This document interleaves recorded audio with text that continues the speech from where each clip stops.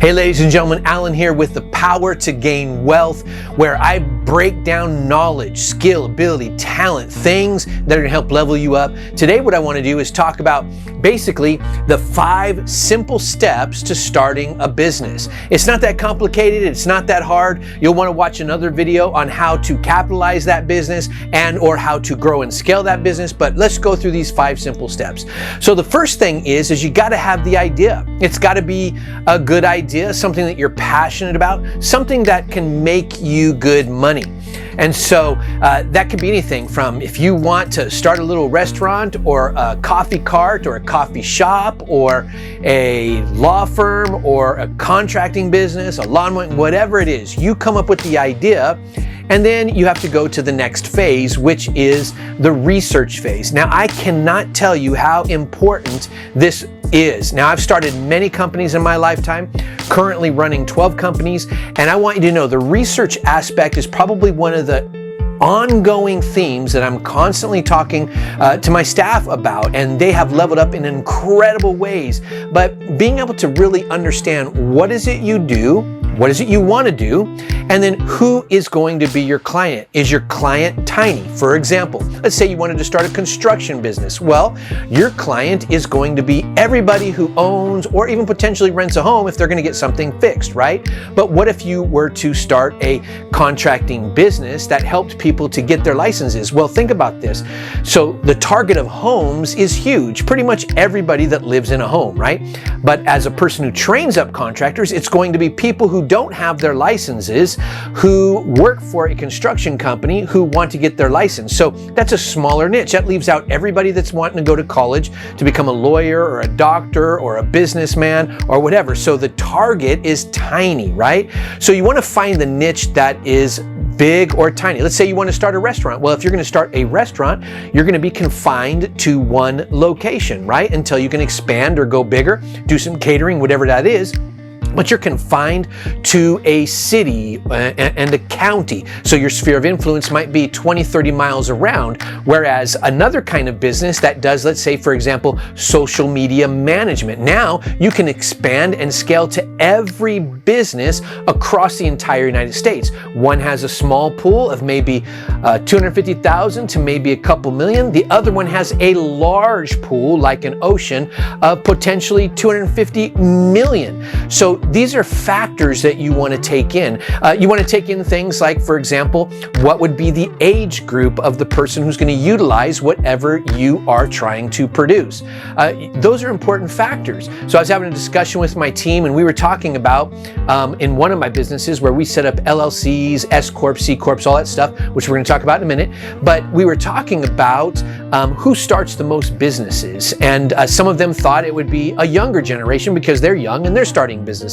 And that's a great thought, right? But when you look at the statistics, the average person starting their own business is about 42 to 45 years old. Those are the ones who start most of the businesses. So if you're going to help someone launch a business or start a business, who would be your target market, especially if you're appealing to help people that are going to be CEOs or company owners? That's the important part of research. I mean, I could literally geek out, probably go and do a whole entire podcast on this. In fact, I'm going to. So you're going to want to look out for that because you're not going to want to miss the power of resourcing, right?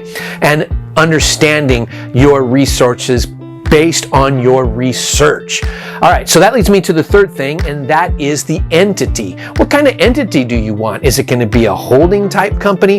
Is it going to be a corporation? Is it going to be a sole proprietorship, also known as a fictitious business name? That's probably the simplest route to go. You simply just go down to the county recorder's office, you file a particular name, you come up with whatever that is. Because it's a sole proprietorship, you can't have things like Inc. behind it or stuff like that.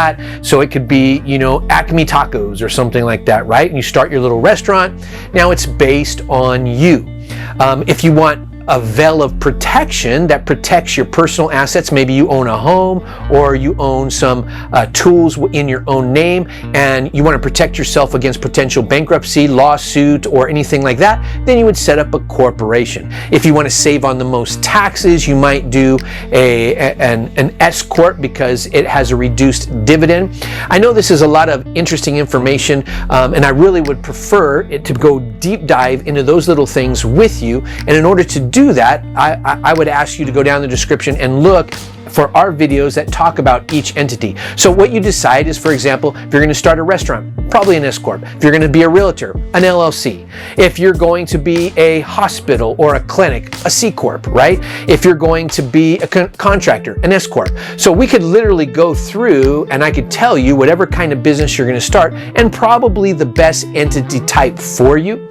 And then that way you can go forward. But the simplest step just to get started, if you don't have a lot of capital and it's just going to be you, is a sole proprietor known as a fictitious business name. Go to the county recorder's office. You pay about $85 to $100 to file the name. Takes you about 30 minutes. And then from there, they're going to have you publish it in a newspaper. I know there's not a whole lot of newspapers out there, but they're actually going to give you a list of the newspapers you could publish it in. And you just give them a call.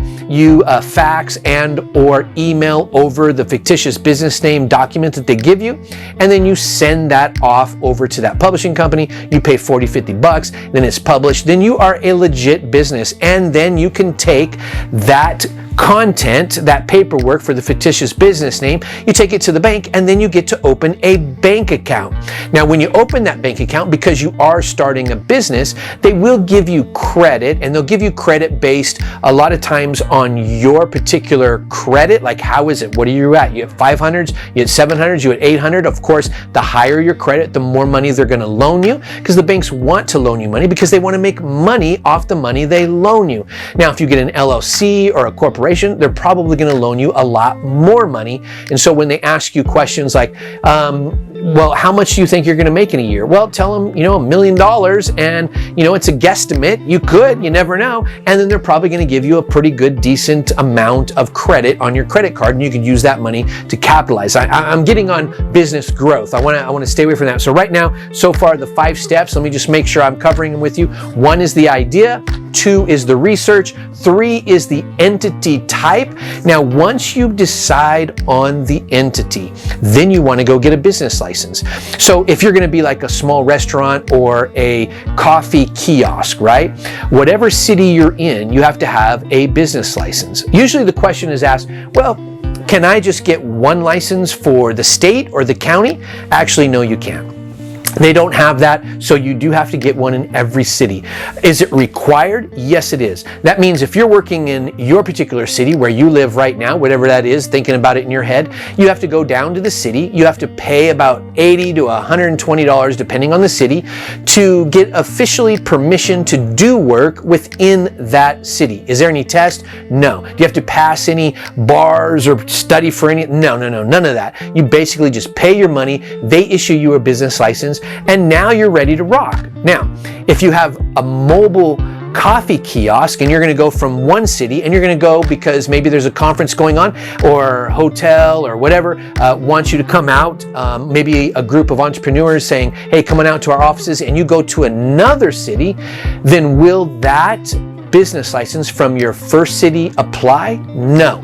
You do have to get a business license for every city. And you have to put those business licenses in your office. If you have no office, or if you keep your coffee kiosk in a garage, then you're going to want to hang those there, right? So that's basically the 5 things you need. So really quick, let me run those by to you. You got to have the idea. It's got to be a good idea, right? Not everything produces money. Just because someone can cook doesn't mean they should start a restaurant. Probably because out of restaurants, or out of all the businesses in America, restaurants have the highest failure rate. About 90% of all restaurants fail because someone's a great cook. All their family tells them, hey, you cook the best tamales, you make the best sandwiches, you need to start a restaurant, but they don't know how to run a business, okay? The second thing, again, after the idea, do the research. Who's your target market? Who are you reaching out to? Who's going to be your client? What kind of amount of people that are going to use your product or your service? Where Where are they? Who are they? And how do you get them in? Okay. The next thing is the entity. We talked about that simplest way. Sole proprietorship. 4, a business license. And 5, the last thing is what you want to do. And that is you need some cash. So again, set up your bank account, get that credit card, use that. If you want to get investors into your program, you're going to have to do something as simple as an LLC or a C Corp or an S Corp, right? If you want to just use the resources of another individual and you want to do a partnership, then you can do a partnership. The only thing that you need to be careful of as a partnership is once you formulate the partnership, it is simple, it is easy, doesn't cost a lot of money. You sign the document. Well, if that partner encumbers you in the rent of another building and then they bounce on you and they have no money, but you do, maybe you own a house or something, then lawyers will not go after that partner because they have nothing, because they chase money. They're going to go after you, maybe force to sell the house to cause you to pay for the rents that you signed the agreement on, or they signed the agreement on that particular rental agreement. So ladies and gentlemen, those are the basics. It's not hard. It is super simple. For any advice, keep checking out our Power to Gain Wealth. We're here to help you. We're helping to help you gain wealth. And really, what is wealth? I want you to think about that. What does it mean to you? Write some things down. Keep watching our podcasts and our videos, and we're going to spell it out for you. We'll talk to you soon. Bye-bye.